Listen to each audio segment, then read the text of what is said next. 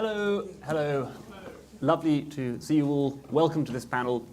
So I don't know if I'm allowed to say this, but I was at Labour conference on Monday, just taking the temperature.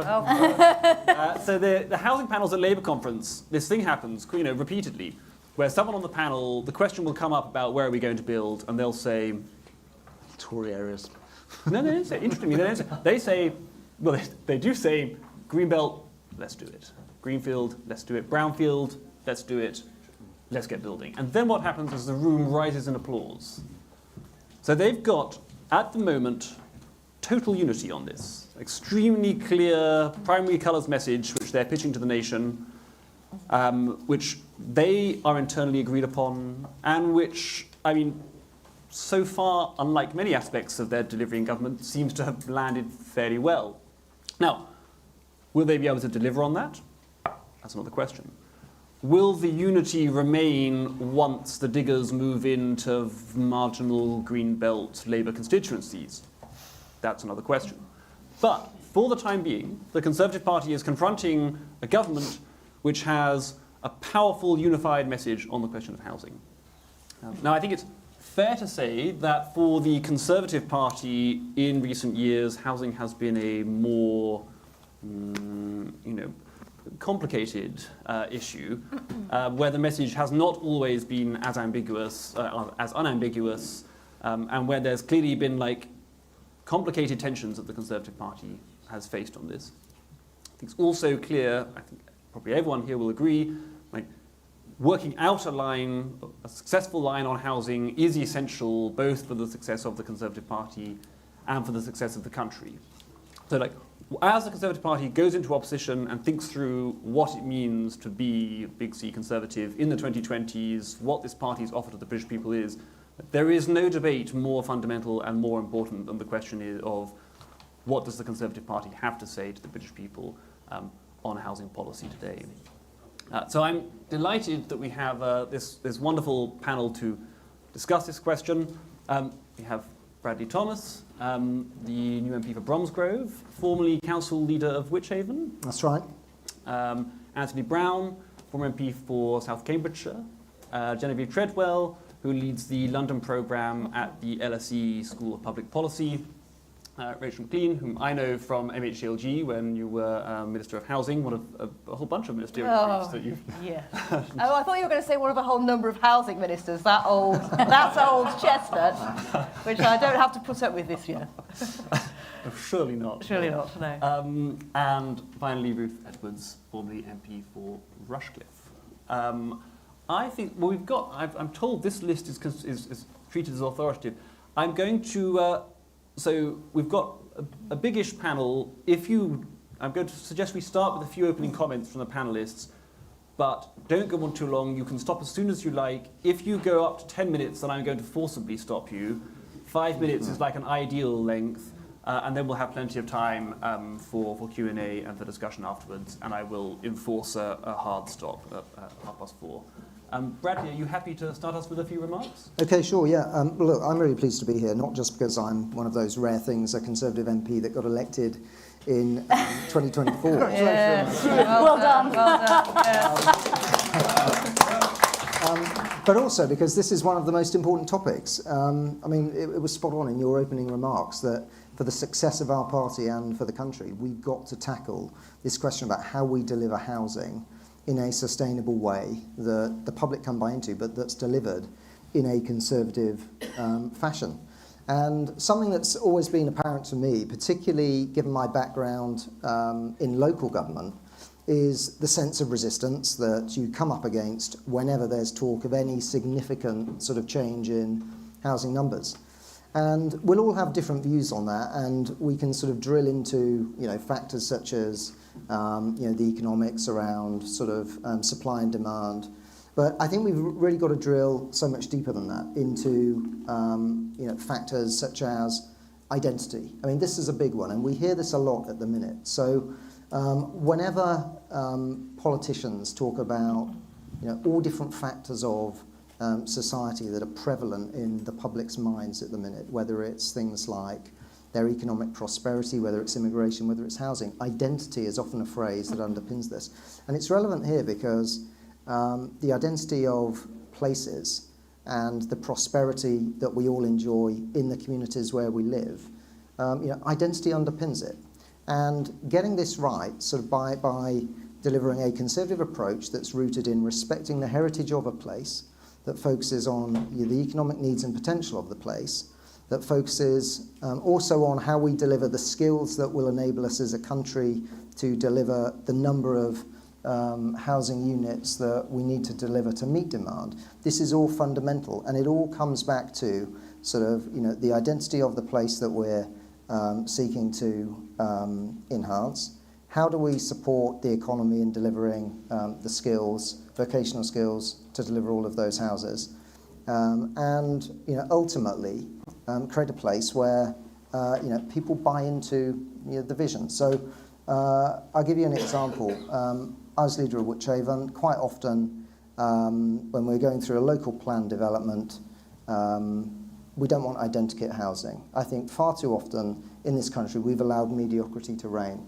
So I spent a lot of time focusing on the design side of things. Just before we walked in, Samuel and I, we spoke about Create Streets, organisation that many people might have heard of, one that is massively underrated. Their cause is one that isn't championed enough by the system. And for Angela Rayner to stand up a few weeks ago in the House of Commons and sort of admit to us that this requirement for beautiful design is no longer necessary, I mean, that drives sort of a stake right through, the middle of what we should be pursuing here. If you want to deliver housing in areas that communities buy into, they need to look good, they've got to respect the heritage, they should be an enabler for the prosperity of that place into the future, and particularly when town centres are changing, when communities are evolving.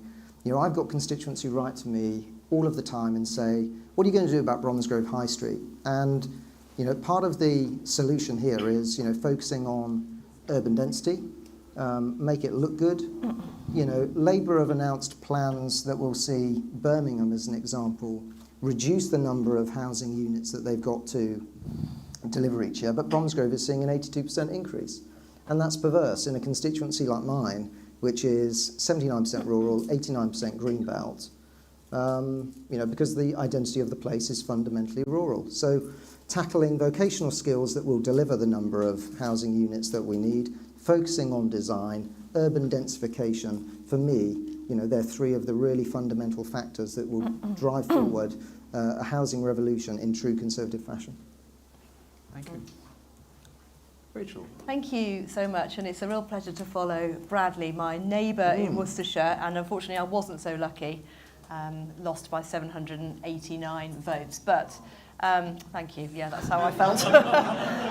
Obviously housing, it actually was quite an important issue in the general election, not the most important, but certainly thinking about getting back into government as Conservatives. We absolutely have to put housing at the centre of our agenda. But I think it's really important that we take a moment to reflect on what we did do, because it wasn't all bad. I mean, I know that you've been at Labour conference, Samuel, for you, but I'm sure that they would have spent a lot of time bashing us. But in fact, that's not actually true. We did get house building numbers up to record numbers, especially after they crashed the economy last time they were in. We got it back again after COVID. We actually did do a lot in this agenda. But of course, it didn't fix the problem. It didn't fix the problem that young people can't buy a house, they can't get on the housing ladder, rents are going up everywhere, and there's a massive supply and demand mismatch. So it's interesting that, of course, they're in this honeymoon period, and that's how it will be. But they've got incredibly ambitious targets. And your question on your brief said, why is there an objection in Conservative constituencies to house building? I think that's the wrong question.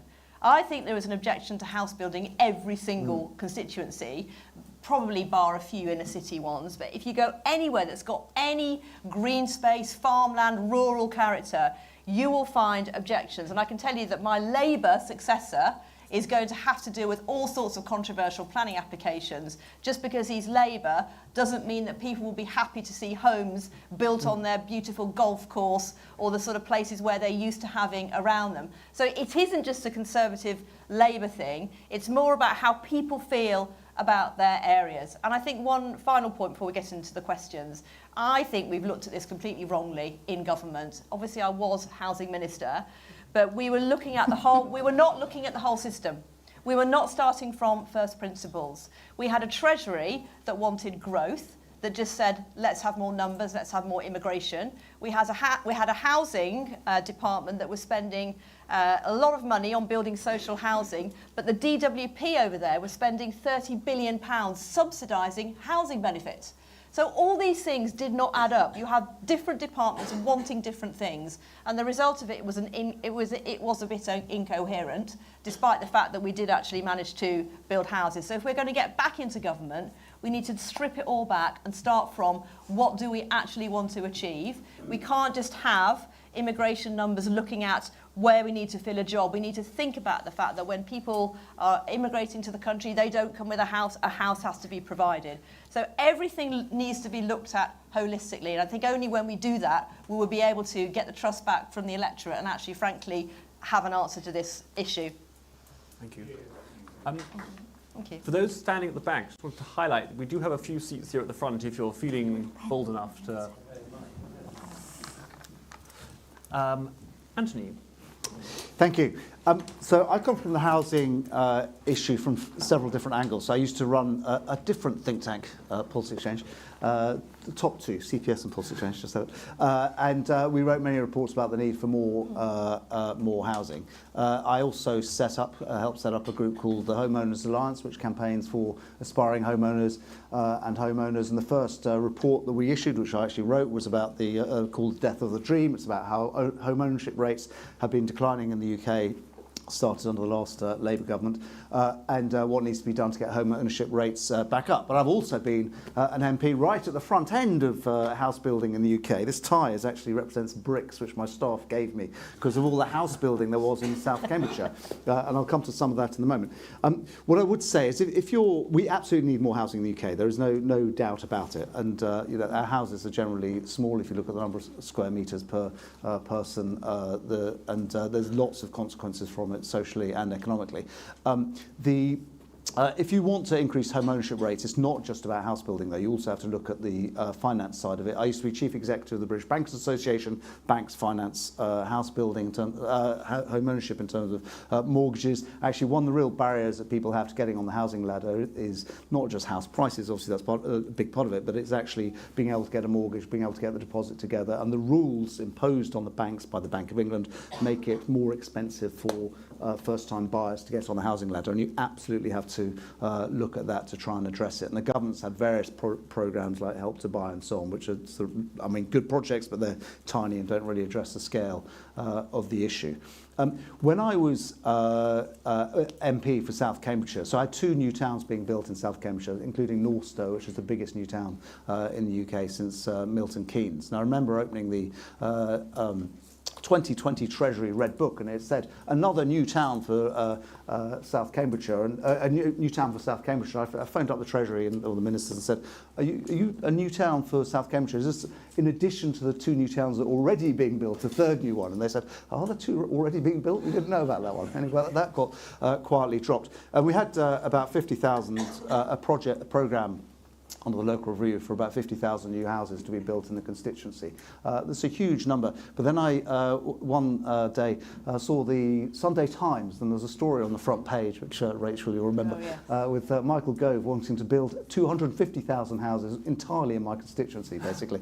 And Rachel was kind enough to phone me up at home and say, well, we need on Sunday, saying, well, we need more houses. And it's like, well, they don't have to all be in my constituency. Surely.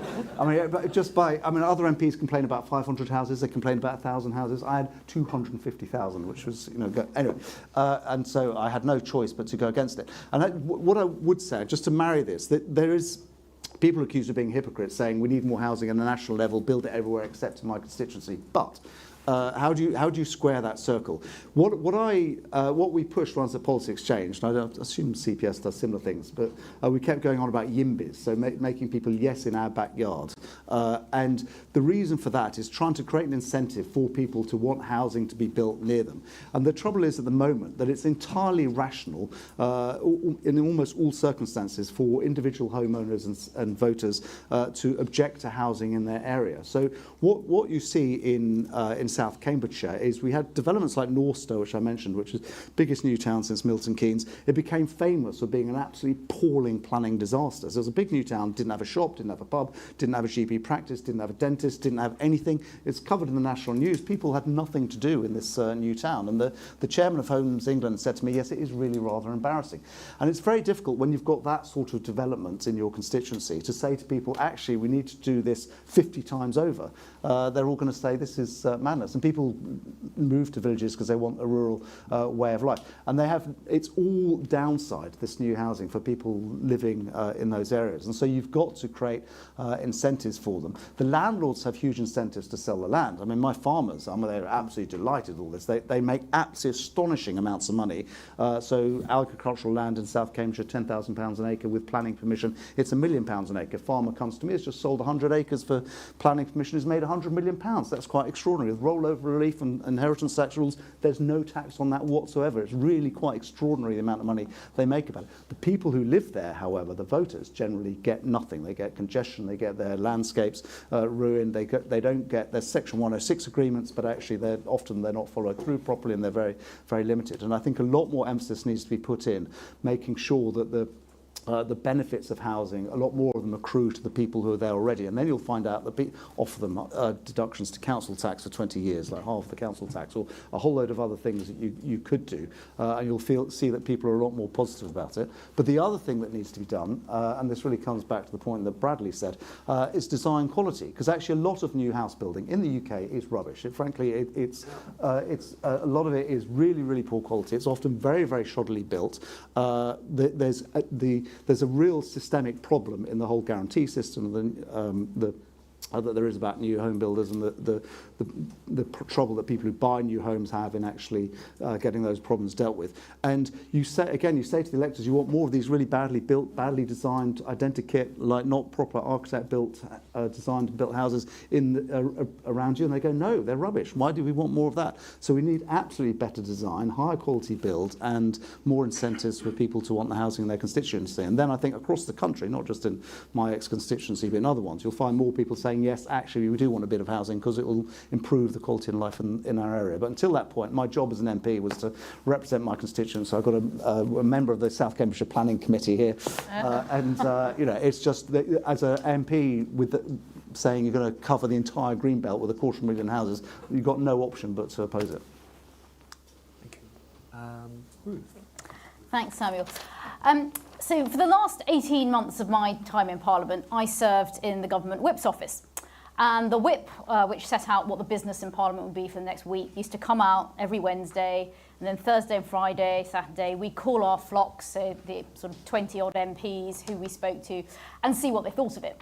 And there was nothing that struck more fear into the heart of your lowly government whip than the week's business being focused on any legislation to do with planning. Yes. Because we knew it would be a nightmare. The one time it wasn't was when we decided to build all the houses in Anthony's constituency, which were extremely popular with 99% of the parliamentary party. Can I just say, I actually know there was an actual cabinet meeting where they discussed the housing in my constituency and whether it was worth sacrificing Anthony Brown, naming me by name in the cabinet meeting. It was worth sacrificing Anthony Brown's parliamentary seat in order to build all this housing. It got quite personal. Shame. Outrageous. It was quite personal. But so why is there this opposition? I think MPs, when it comes to housing, are a bit like Christmas crackers. You're pulled in two different directions. You're pulled in one direction by the excellent arguments made by think tanks like the Centre for Policy Studies, for Policy Exchange, about why we need more housing. And obviously, anybody who's sort of my age or younger wanting to get on the housing ladder, it's not unreasonable. You're pulled in the other direction by the local communities that you represent and everybody who's already there. Because the one reason you might want housing built in your area is because you've got children there who you want to get on the housing ladder. Every other thing puts you off doing it. And I think Anthony's spelt out really well the way that planning gain in this country goes towards the landowner and it doesn't go enough to the local community. And until we solve that, and until we intervene and stop that, 100% of it going to the landowner by themselves, I don't think anything's going to change. So I represented Rushcliffe. So that's, for those who don't know, that's South Nottinghamshire. So it borders on to the city of Nottingham. You've got a big town up there on the border, West Bridgeford. And then after that, it's very, very rural. And the north part of the constituency is Greenbelt. The southern part isn't, but it is countryside. And so just to sort of give you an example of what it's been like for my constituents, in 2021, Rushcliffe took something like 660% of the national constituency average when it came to new homes registered. 660%. Why was that? It's because Nottingham City Council decided that they weren't going to build their homes on brownfield sites in the centre, and they used a planning rule called the duty to cooperate to push 4,000 of their houses onto Rushcliffe's target. So I've got no objection. I think anyone in Rushcliffe had objection to Rushcliffe building its fair share of houses, but we did object to having to build Nottingham City's share of houses as well. And so residents living in, for example, the village of Eastleek, which is not in the Greenbelt, it's in the south of the constituency, so the housing would jump over the areas of the Greenbelt, and it would locate in areas like Eastleek. They've seen their village treble in size, probably, in the last 10 years. They haven't seen their infrastructure and amenities improve with that in any way, shape at all. They've still got the doctor's surgery that they had decades ago. It's not big enough for the new population. They've been stuck with all these houses being built. As the MP, I had to fight a campaign for a new health centre there. We finally got the local health authority to agree, but it's still just an idea on paper. It's not there. You can't get a GP appointment. The roads and the residential sort of streets are in a terrible condition. That hasn't got investment. It's unlikely to either, given that they're all going on sort of main interconnecting roads. And quite literally, also, the sewerage system hasn't kept up pace with the development. Sorry, it's not a particularly nice conversation, but we had epic flooding about 3 months after I became an MP, and there was sewage blowing up out the system into people's housing. And I said to Severn Trent, look, I'm sorry, but I don't think your sewerage system has capacity. And they said, oh, no, it's fine. And I said, well, I beg to differ because there's sewage in my constituents' houses. And they have gone back and they've looked at that, and now there is a huge investment going into the area with it. But again, it's retrospective. Obviously, the fact it's happening now is great, but not to the poor lady who had to have sewage cleaned off her carpet. And this is the experience that people in Rushcliffe have had. This is the experience that people up and down the country have had. It's interesting what some of you were saying about how they all rise and clap, building in every part of the country. I think their views on that may evolve. And I think they will evolve. It's interesting though, because reality. as Bradley was saying, the figures they put out for the adjusting targets don't reflect that. So, for example, in Nottingham that's underbuilt, they've cut their housing target, but Rushcliffe's is being raised again. And they've cut London's. And they've cut London's, yes, which I think generally is a better place to talk on probably. But I think, we have to address, there's several things we have to address. We have to address the fact that we will need housing in all places, but it's got to be proportionate to the area where it's going. We have cities that by sort of modern European standards are really not very dense at all, and we could do gentle densification to quite a large extreme. A lot of people in villages want some local housing, of course they do, but they don't necessarily want the size of their village tripled or quadrupled, because we have to protect the character of rural areas. People say, I came here because I wanted to live in the countryside, and now I'm in the middle of a massive housing estate. And we've got to have the improvements in infrastructure and amenities coming along with it. Local communities have got to get part of the planning gain, because if they don't, I just don't see how you'll ever square that circle. Thank you. Right. Genevieve, should we cut targets for housing in London? No. No, I mean, we should absolutely be building in London and all of our urban centres. We should also be densifying, building on brownfield sites that already exist. I'm also personally pro building on the green belt, especially around London, where we need to see further expansion. London is the same size as it was in the 1980s, and even before that in the 1950s when we actually created the green belt. It is significantly larger now. It's larger than it even was in the post-war period, but we are living in the same amount of space. There comes a point in which we're emulating Victorian slums rather than maybe living in beautiful houses that we all aspire to. I think that there seems to be a slight tension. We focused a lot on housing today, which is very fair because it's an object very close to many people's hearts. But I think it's probably worth considering the other dimension to which planning is important, which is around infrastructure. So we want to build, and we want to build housing, we want to build hospitals, we want to build GP surgeries because it's what people need if it's where they live. But the planning system wasn't just preventing us building houses, it was preventing us building all the infrastructure that we need alongside that. And I think my suspicion is that there is a slight tension in some of these arguments that goes to the root of maybe the longer history of Conservative policy on planning, which is between conservation and economic growth and productivity. And those two have not been well met together. And they're kind of like rubbing off on one another in a way that nobody's benefiting from. I won't go over all of the points because we've done a lot on some of the human tragedy of the housing crisis. But I think it's also worth considering some of the political repercussions of the housing crisis. So for many of my cohort, housing is some of the most important issues. I think it's the second most. It's 36% of people under 18 to 24 would consider housing to be the most important issue. If you get to 65 plus, that's about 12% of people. Now the concern is that the Conservative Party is not attracting young people. You now have an average age at which you turn Conservative of 63. That kind of needs to be acknowledged in the way you move forward. Is it surprising that the average age of the Conservative voter has moved back? If so too, has the age at which you can kind of realise your stability dreams has also been pushed back?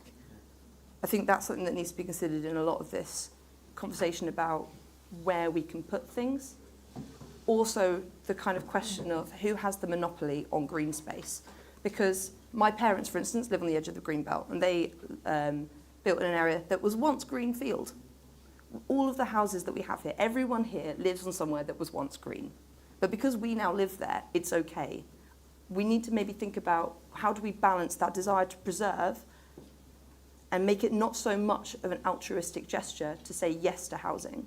Because it shouldn't be altruistic. There is good to be taken from housing, of course, from 106 agreements, but perhaps also in economic growth, in your community having younger people living in it again, having new people to work in new jobs. I think that is something that maybe we can focus back in on across the discussion. Thank you. I'm going to just briefly abuse Chair's privileges by asking one question to the panel. This is a matter of private curiosity. So there's this model that south of the country, when you get planning permission, you get loads of planning gain, which is absolutely true. Now, one issue is that lots of that planning gain accrues to the farmers, and obviously, I'm very happy for farmers to get some uplift in return. But it can be so much because of the way the system is restricted, permissioned land, and I think this is a bit of a strange use of all this. So people think, okay, what we could do is capture more of that uplift, more of that planning gain, and use it to provide services and infrastructure for the existing community, and that would mean that the housing has more upsides to the existing community, and they're less opposed to it, maybe even support it. That seems like a compelling argument. One thing what happens generally with Section 106 is the main mechanism for doing that, for capturing planning gain. Most of Section 106 tends to be spent on affordable housing. And affordable housing is great news if you get the affordable housing. So for the X many hundreds of people. But for all the other local residents, it's not actually a benefit if you're living next door. If you're already a homeowner nearby, obviously you don't benefit from the affordable housing. And so it's in fact completely neutral for you whether the housing is affordable or not affordable. So I'm wondering if one of the maybe this is a controversial thing to ask about, but one of the things we need to look at is not only how much we capture for Section 106, but what we do with the Section 106. If we're hoping that Section 106 is a way in which we can go to existing communities and say, this housing is going to make your lives better, not just be good for the country as a whole. Is that, in your experience as MPs, do you think being able to say, No, we can clearly see this Section 106 isn't just going to be affordable housing, it's going to be new schools, new GP surgeries, better roads, better bus connections, these kinds of things. That would make it easier to handle the politics around housing? I think it would, certainly, and I think where you see developers have made significant investments in communities and in improving community infrastructure, I think you have seen generally less community opposition. So I think, yes, I mean, you know, I think a lot of people don't have an issue necessarily with the fact that there's new housing, but they are thinking, oh God, that's more pressure on the local school, the GP, the traffic's going to get worse, you know, am I going to get some sort of nasty identikit housing estate that's very big compared to the area where I live, just plonked on the outside of my village that doesn't look like it's from here. And I think that's probably at the root of a lot of the objection rather than the housing in and of itself. And so, yeah, I do think we need to give something, you know, to invest in the local communities, because all the people there, all the people who move into new housing are going to be using that infrastructure. So if we're not putting any more investment into it, I mean, it's, you know, it's Clearly worse for the people who are living nearby. yes, well, including the people who've just moved in. Right. So I think Section 106 is a good idea, but it doesn't work effectively everywhere, and there's a lot of problems with it. I was also housing minister and planning minister. So, as Samuel will know, we recognise the problems with 106. One of the biggest problems is it doesn't fund doctor surgeries, as you've just said, Ruth. And every single week, as planning minister, I would get a call from someone like Ruth or someone like Andrew Sellew in Bedford saying, come to my constituency where there are 10,000 more houses but not a single new doctor surgery, and please help me get one. And I would discover that Ruth, Andrew Sellew, etc. had been fighting for 10, 15 years to get this GP surgery, and nobody in government could fix it. That's ridiculous. That demonstrates that the system is completely broken in that way, and that's why you helped us look at this system of this infrastructure levy, which we actually legislated for in the Levelling Up and Regeneration Act. It didn't come in before the general election because of the timing of it all. It would be very interesting to see what Labour do with this, because it was an attempt to deal with that problem that people did not really perceive a gain to them for taking housing. And I think that is the holy grail that all of us want to find. We need to figure out how it actually works. And it was opposed very strongly as well, wasn't it, by the social housing providers, because they thought it would lead to less social housing. So there's a debate to be had there. Would you like? You don't have to have the system where everyone is obliged to comment on every question. But if you do have a burning, I agree with what I said. I said it in my opening remarks that actually we need a lot more emphasis on making it in the interest of existing residents to have housing there, and then they will welcome it as opposed to it. And for all the reasons that Rachel and Sarah said, Ruth said that the 106 agreement doesn't really work, and I have that in my constituency. I would urge looking at other things as well. I mentioned earlier, like actually deductions in council tax, for example, for 10 years or 5 years, because the planning gain is so big that it can be used for some other things. And I just think politically, you would then find, I know my constituents, a lot of them being, well, I'm going to save a bit of money on this. You know, they'd welcome it. They'd say, yeah, build the housing. And it just makes it a lot smoother. Yeah, just to build on that, I mean, the system just does not work as it currently stands. So I don't think people are instinctively NIMBY, but they're really sceptical as to whether the housing that's being proposed in their area will sort of, you know, enhance their life, whether there'll be the infrastructure that's there to support it. And it's not just the roads, it's the school places that have been talked about, it's the GP appointments. And, you know, to tackle that scepticism, we've kind of really got to think differently. I think Anthony makes a really great point about sort of the extent of the planning gain. And, you know, you can focus on the infrastructure side of things. You could focus on the design side of things, and we probably should think about, you know, how good design can benefit society sort of sometimes in more intangible ways as well, and particularly over the long term. I mean, I think like so many areas of public service and delivery of areas, you know, that government are responsible for, we probably don't think long term enough. You know, there's so much short-termism rather than focusing on sort of, you know, decades-long approaches, you know, thinking beyond just one generation as to how we deliver solutions to these problems.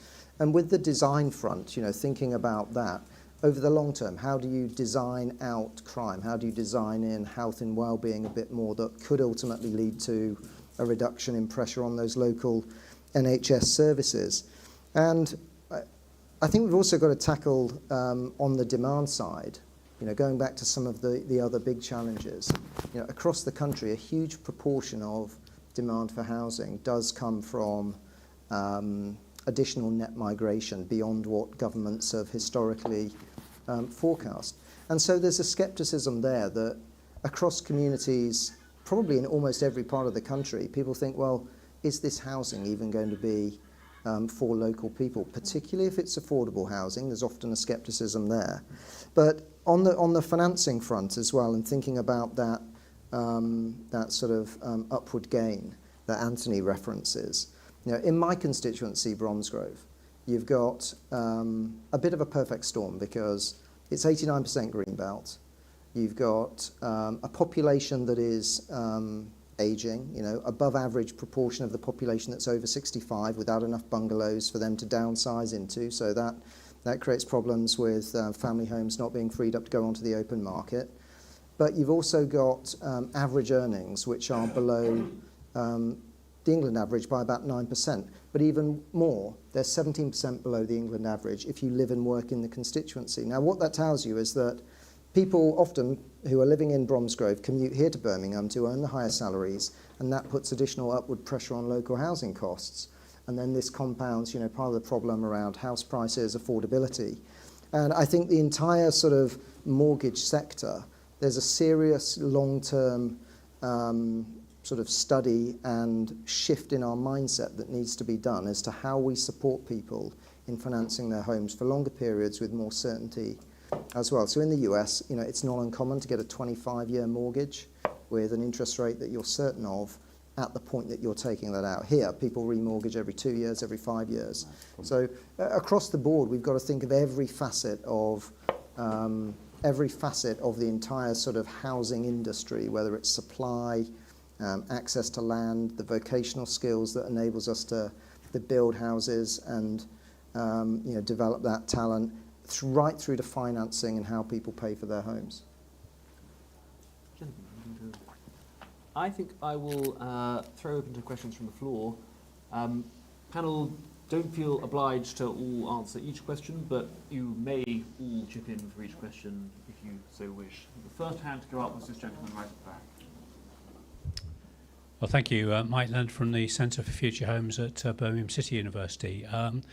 Labour have promised to build 1.5 million homes over the next 5 years. I wonder if the panel shares some of our concerns that that rush from about 160,000 to a run rate of nearly 400,000 by year 2 and year 3 is likely to result in very, very poor quality because we don't have the skills, we don't have the building control officers, we don't have anybody in that mix who's capable of delivering that volume. And even if we did, there's no there's no reason to believe that that volume would continue. So just wonder what the panel thinks about that. I think from the conversations we had this afternoon, there are already quite substantial concerns about the quality of housing, in that it's already not meeting what people would like the standards to be. Even though we have very rigorous standards around everything from EPC to the amount you can open your window and the height it has to be off the ground, we have a lot of standards and it's still falling below standard. So I think what we should really think about, instead of holding back from fear of meeting what we're already doing, is trying to hire more people to look to address those standards. If we can try and meet that gap in resourcing, we might be able to ensure that the standards we've already set ourselves are met. But I certainly wouldn't shy away from building on that basis. I believe that it's impossible to deliver. Good luck to them, obviously. I don't think they will do it, because on top of that, they also want to build another million or something in new towns. And as Anthony set out, it takes at least 20 years at current run rate to build a new town. The problem is the planning system, the fundamentals of the planning system. There's a fantastic paper which Samuel has co-authored called Foundations, and it sets out why we can't build anything in this country, because we've accreted things over time, regulations and requirements on building anything, not just houses, but railways, power supply, sewage, reservoirs, etc. The reason why we couldn't actually deliver the plans for Cambridge was because there is no water in Cambridge and there is no reservoir, and because Layla Moran in Abingdon has campaigned against having any reservoirs for any houses, which serves your area and many others. So we have to fix the whole planning system and think about how we are going to do it. It's a noble aspiration. One tiny example, if I may, if Labour were serious about this, they could have got rid of something called nutrient neutrality at the stroke of a pen, and they could have had 100,000 more houses, than which we could actually be building right now. But no, they didn't. They made a big thing of it and, you know, made political caps out of it, which was ridiculous. So that's my point. I would agree with your concerns. I also think that given they've now decided it doesn't really matter what houses look like, then that's going to lead to poorer quality too. I don't, however, think that that build-out rate is going to come to pass. I know of at least one major developer that is mothballing approximately 50% of their sites because of Labour's plans and because they are concerned about the huge rise in affordable homes that they'll be required to build alongside that. So you can say we're going to build X number of homes, but the system is fundamentally broken, and you have to address that, because otherwise you're just not going to get the build-out rate you're aiming for. So I agree. There is a real shortage of building control officers, and I think the self-certification scheme is often open to abuse. I think planning departments generally need to be far, far stronger. And one of the things that I urged Michael Gove when he was head of DLUC was to allow local authorities to pay higher wages to their planning staff. Because one of the things that happens in South Cambridgeshire, I know across the country, is that they can't keep good planning staff, not planning staff at all, because they all go and double their salaries going work for the developers. And this causes real bottlenecks, it causes real quality problems, and it leads to slower development. But there is so much money in house building. I mean, we talked about the planning game, but the developers have huge amounts of money. They should be able to be required to pay slightly higher fees. And I've spoken to the housing developers about it. They'd be happy to do it if they got a better service. They pay higher fees. Those fees go to pay the higher salaries of planning officers, so there's no cost to the public. And then there's a quicker and higher quality service. And I think that'd be a lot better for the country overall. Bradley, please. Yeah, I mean, I agree with pretty much everything that's been said. Labour won't hit their target for reasons that have been outlined. But back to the point about the system being broken. I mean, it really is sort of across every sort of facet of it. And I saw what Anthony described time and time again during my time as leader of a district council. A very good district council. They've got a good record of granting permissions, seeing strong build-out rates. But the culture also within the planning system, I've always found amongst planning officers, there are very capable, competent officers, but the culture as a whole, I've never found is one of genuine placemaking. It's always been treadmill, application in, application determined, application out. And, I'm almost at a point where I'm sick and tired of talking about design and trying to win people over to this long-term principle of investing in the place. And I do think if we ever see serious reform to the planning system in this country, there needs to be much more of a focus grassroots up, where we say to local communities and to district councils in particular, okay, what's the potential for your place? I'll give you an example. When I was at Wychavon, we came up with these prospectuses for our main towns. And I think it's something that each district council should do, because it's not a planning document. It's saying, what have we got the potential to be in the future? What are the economic sort of levers that we've got to pull? What kind of investment can we incentivise and draw into our area? And that has to link directly back to the planning system, because I've always seen planning as a tool to catalyse your economic growth and success, but I fear that the system as a whole does not see that as its purpose.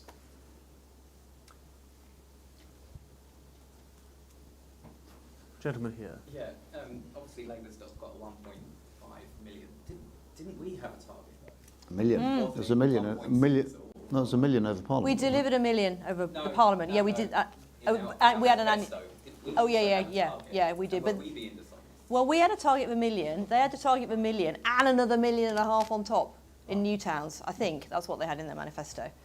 Okay. But we actually did deliver $1 million over the last Parliament, so we were saying we would do that again. That's what we stood. That was our manifesto, as far as I remember it. Yeah, I mean, my candidate, I'm in Brighton, Kent Town, so I'm half in the city, half not. You know, said that upped her opponent with, we're going to do 1.6, so that's where I'm getting that figure from. So is that not, we didn't say that? Do you know, I'm sorry, I can't remember what was in the manifesto. But the fact, a long time ago. It's a long time ago. A long 3 months for some of us. I don't think many of you read it, I'll be honest. I mean, the fact is, targets don't deliver houses on their own. You No. have to have a system behind it. Just having a target, plucking it out at the end, unless you think about the system and all the things that we've talked about, it's not going to happen. But you know, we did deliver 1 million over the Parliament. We said we'd do that, and actually we did it. So I started my remarks saying, let's not talk ourselves down too much as Conservatives. We did actually do that, and we should have some pride in that, although there are a lot of problems to fix. But Sorry, please go to somebody else. I think it's only fair to have somebody else.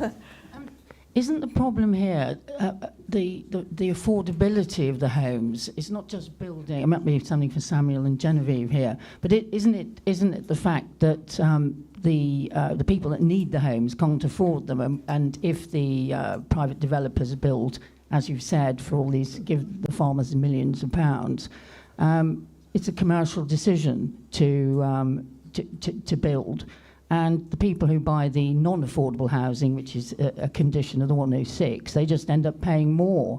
So I'd just like a few views on really, you know, the elephant in the room here. The people that need the houses, they can't afford them. Would you like to comment on that, Genevieve? Yes, I think there's possibly a couple of points on that. One of them relates to the point about mortgages earlier. And my suspicion is that subsidising demand will not, in the long run, help us, and that giving us more access to cheaper mortgages or you know, 1% mortgages is actually not the answer. Most of my generation can pay for a mortgage because we're paying very, very high rents. It's that kind of saving that's It's a deposit barrier rather than the mortgage. Yes, but my concern is that if we were to subsidise everyone and then everyone can start buying, then we'd look around and go, God, where are all the houses for all the people that want to buy all these houses? I also entirely agree with you. I think one of the challenges that I have with the new suggestion of how to build on the Greenbelt is around the 50%. Because what I believe will help us tackle the housing crisis is long sustained building everywhere to help us lower that the price of housing. If we take up some of this Section 106 that could be used to mitigate, placate local communities that are going through disruption, we'd actually make it a lot easier for ourselves to build it there. But also we might be able to get a lot more housing down, which would then make it more affordable. I think the challenge that local authorities and government are finding for themselves is that it's not very popular to build. It is popular to build affordable things. And so you have to sell it on that basis. Although I don't know if that's actually good policy. I think it's possibly good politics. There's clearly this inbuilt political problem, isn't there, which is that if you've got a housing shortage, then houses are unaffordable. The only way you can solve the affordability problem is by building a great deal of housing. But the first houses that you build to solve the affordability problem are, just by the nature of economics, going to be unaffordable. So any community looking is like, well, hang on, those aren't affordable houses. You're not helping. This is these houses don't. You were lying all along. Well, housing isn't the problem. So one of the problems with house building and house prices is that even if we've got about 25 million homes in the UK, and even if, or 27 million, even if you're building 270,000 a year, that's only 1% of the total. And actually that 1% increase in supply of the whole stock will only affect prices very, very slowly. And it takes many years to do it. It's an unusual market because almost the entire market is second-hand. Most of the market isn't new. And it's completely different from building cars or computers or anything else. Sorry to interrupt, but it will affect the people buying on that particular development, whether it's... But what I mean is the price of the point that Sam was making, actually the price of new houses is... The price of houses overall in the market are affected to a very limited degree by the supply of new houses when you're only building 1% of the total stock each year. Because actually there is one housing market, new or second-hand. The price of all the second-hand houses, like all the houses that almost everyone here lives in, won't be affected by the new houses. It's a very, very long, slow process. And in terms of affordability, I mean, Jennifer is absolutely right that actually people buy, the amount they pay for a house is the amount they're financed to be able to afford to pay. You get more mortgages, they pay higher prices, and that doesn't help in the long run. There is the particular barrier barrier that people have at the moment is a deposit barrier, and this is a particular thing because, as I say, I used to negotiate all this on behalf of the banks. So the Bank of England, it's because of the capital adequacy of banks, and there's various rules in there about loan to value and so on, which is done to make sure that banks don't get affected by if there's a negative downturn in house prices, and that's problematic for first-time buyers. They're the ones who are particularly hit by it because they haven't been able to build up a deposit. It takes them, they work for 20, 30 years to build up a deposit big enough. It's a real problem. So one of the things that I have pushed is more shared ownership, and in fact I was on the board of a company that was called Way Home, you can go and look it up, that does shared ownership. And one of the problems with the shared ownership rules at the moment is they basically only apply to social housing, and they don't apply in the secondary market, they don't apply to private housing. And you could easily change the rules, it's particularly the rules on stamp duty, which would make it possible for people to and companies to offer shared ownership schemes on private houses, on second-hand houses, not just new build social housing, and that would allow a lot more first-time buyers to get on there. The problem with stamp duty is that the way the rules are currently constructed, that any shared ownership scheme that's outside the exemption for social housing, you'd have to pay stamp duty twice on when you first buy the house, and then when you ladder up, and so it makes it absolutely punitive. But I think the government should do far more on shared ownership to help get new first-time buyers onto the housing ladder. We have, let's see, this gentleman in the back row. So obviously you just talked about shared ownership. Do you not think the schemes such as sort of Help to Buy, shared ownership, affordable rent, they're just not affordable? The price is already too high. 20% off isn't a lot when the price is already high and people can't afford the deposit. Help to Buy just fuels demand but not supply. So it just makes the sort of issue wider. I'm sorry to agree with Genevieve that subsidising house buying is not, I don't think, generally a good use of taxpayers' money, because actually all it does is it inflates house prices, and it's you're chasing your tail. And that's why something like shared ownership schemes, I think, are actually a lot better, because they're not using taxpayers' money to subsidise house prices, house buying, pushing up house prices. And the Help to Buy scheme it's not necessarily a bad scheme, but and the people who get it, I'm sure they really appreciate it, but it's a tiny sticking plaster on the scale of the whole problem. Have this gentleman here, please. Front row. Hello, Richard Newcomb, Aylesbury. I'd like to say that it seems to me that the panel has identified nearly all the problems associated with our current housing difficulty. Given that the Labour Party, in its draft NPPF, has clearly not understood how to solve the problem, we really ought to be in a position whereby, come the next election, we have got a housing policy in place dealing with all the problems you've identified, and which really ought to sell us to the population as a whole and younger people in particular. But I'd just like to pick up one point that Genevieve has mentioned about the difficulty of people buying, the younger people buying at the outset. In Aylesbury, we have a huge housing supply issue because we are just beyond the green belt and just beyond the AONB. So we are cooperating with everybody so that we end up building an awful lot. Or actually, we don't end up building an awful lot because the builders won't build it. But when they do, 75% are of 3-bedroom and 4-bedroom family houses. The other 25% are affordable. And those, of course, are unaffordable for young people. We, as a council, and I'm on 2 planning committees, can't force the builders to build housing which is suitable for younger people for the market, only for the affordable housing. And as a result, virtually everybody in Buckinghamshire who reaches the age of 18 and goes to university leaves Buckinghamshire and does not return. Meanwhile, all those 3- and 4-bedroomed houses are occupied by people who have bought a first house in London and are now moving out in order to take advantage of our high-quality state schools, for which they don't have to pay, and therefore, of course, won't have to pay 20% VAT shortly. So we have a real problem because we cannot get those smaller houses for young people. That's the only point which I think you've left out so far. Very good point. Very good point. Anyone want to come back on that, or is it just... I just I'd agree. agree. I completely agree with what you said. It's a problem with the system. It doesn't deliver it. Gentleman here. I just wanted to follow up on your points, Anthony, about shared ownership and kind of connect it to the major property issue that's not really been mentioned of leasehold. So I'm a leaseholder myself, was almost involved in shared ownership lease and didn't go forwards with that one, and I'm quite glad that that situation didn't happen, because when I looked at the shared ownership lease, how you might have a 25% share of a property, but you're responsible for 100% of the service charges. You've got all sorts of misallocation of responsibility and risk to do with building safety costs and other things like that. Yeah.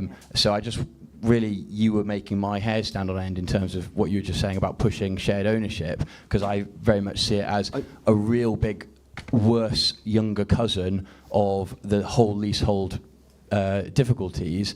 And to bring it to the kind of political question in this parliament going forwards, leasehold is going to be one of the bigger issues. I think probably for the Conservatives, influencing Labour on what they're going to do on house building is maybe a ship that sailed, but the leasehold question cuts to fairness and rights for individuals that really, as Conservatives, we should be bang behind that. So I just wanted to hear further on your comments on shared ownership and leasehold, further to that whole So leasehold's a feudal system that basically should be abolished, or at least work out a route to abolishing it. I know there's there's property rights and so on, and actually the government sort of was trying to get there. We did a huge amount, yeah. The leasehold, you could do a whole hour-long session on the problems of leasehold. In terms of shared ownership, one of the problems is that the current schemes that exist are are generally really bad schemes and really bad for home buyers. And I know a lot of people who go onto them really regret going onto them, or they find that it doesn't work for them. The stepping up is, you can only go in huge amounts, and you have to pay over the odds for it. As you say, you end up paying for the whole maintenance costs or the whole service charge, and actually you only own a quarter of it, etc. All the schemes are really unfavourable at the moment, but they don't have to be. You can totally design, and parts of the ones I've been involved with, design shared ownership schemes that are fair and equitable and actually allow people to step up in small degrees. You pay a bit of extra money in each month and you increase your ownership. You only pay your fair share of costs. You have exit clauses that are fair, so if you want to leave, you can leave without having to pay over the odds and so on. That is all totally doable, but I agree with you that shared ownership at the moment doesn't work. Well, you can have shared. Theoretically, you can totally have shared ownership on freehold properties. There's no reason why you can't do that. But I agree. Leasehold. I mean, leasehold is a very legally complicated system, and you put shared ownership on top of that, and it does make it even more complicated. And people spend vast amounts on lawyers trying to extricate themselves from ridiculously complicated leasehold situations, particularly shared ownership. It's a real problem. That's why I think you should get rid of leaseholds and replace it with a common hold system that actually works, and then change the rules on shared ownership so it works in the favour of first-time buyers. Final question is this gentleman in the corner.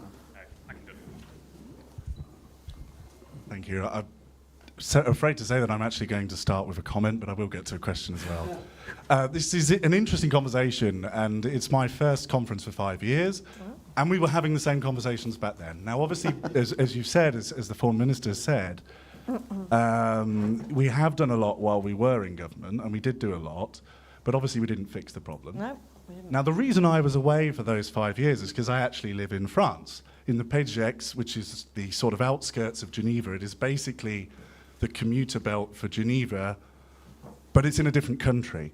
And yet, even there, they've been able to get the infrastructure tied up with the planning, tied up with the house building. Everything works in a way that you really wouldn't expect with the extra barriers between cross-nation investment. Even Geneva is expanding public transport into Pays d'Aix. All of this sort of stuff is working. And I think, if I come on to my question now, one of the things that will be really difficult in the next 5 years is, as we look as a party to recover, a lot of that recovery will be coming from local government. And as we all know, and as has been mentioned, a lot of local government's job, especially the opposition parties trying to get elected, is to oppose all development. And I'm just wondering if the panel can comment on how, as a party, we ensure that we don't sort of become a sort of Green Party, Lib Dem sort of NIMBY party on the local level, whilst also talking nationally about building more houses. Excellent question to end on. Thank you. Very good question. Excellent question. Well, as since you're going to have the job of sitting in Parliament, why don't you start us on that, Bradley? Sure. I mean, look, it's a great question, and you've got to come back right to sort of basic principles. You know, sort of whatever facet of society we're looking at, whether it's sort of immigration, the economy, housing, we've got to present something that is credibly positive. It's not enough for us to be the least worst option for the electorate. Whatever we're looking at. And in this case, I think, going back to that sort of role of placemaking, I know it sounds to some a really wishy-washy term, but you've got to give people something to buy into. So, at a local level, when Conservative councillors are standing for election, they've got to sort of put forward something that says, vote for us and your quality of life will improve because this is what we're going to focus on. And there is only so much that can be done at a local level. Their powers are limited, but are massively influential in terms of directly affecting, people's quality of life. And that's where nationally, over the next 3, 4, 5 years, as a party, we've got to seriously get our act together and say to people, we want you to vote Conservative because we are going to tangibly improve your life. And listening to some of the comments that have been made, particularly the ones about shared ownership and about leasehold, I mean, when you pare that back, what are those questions about? It's really about affordability. You've chosen those options because you feel that the current system is not enabling you to save deposits and things like that. And it's not enough for us to just talk about all of the factors we've discussed around the planning system, but how do we incentivize young people to save those deposits? What fiscal incentives are there, perhaps? And I'm thinking out loud here, through things like the PAYE system, where if you want to divert cash from your salary tax-free into a ring-fence pot to save for a housing deposit, that's the kind of stuff as Conservatives that we should be looking for. How do we sort of financially incentivize people to vote for us to effectively improve their own lives? I promised a hard stop at 4:30, so I am going to bring us to a close now. We've got, if you want to learn more about house building, we have 2 excellent CPS papers available for free outside, which I encourage you to take a copy of. Thank you so much for your questions, for your attention. Thank you very much to the panel for the excellent innovative contributions, and would you all join me in thanking them one more time?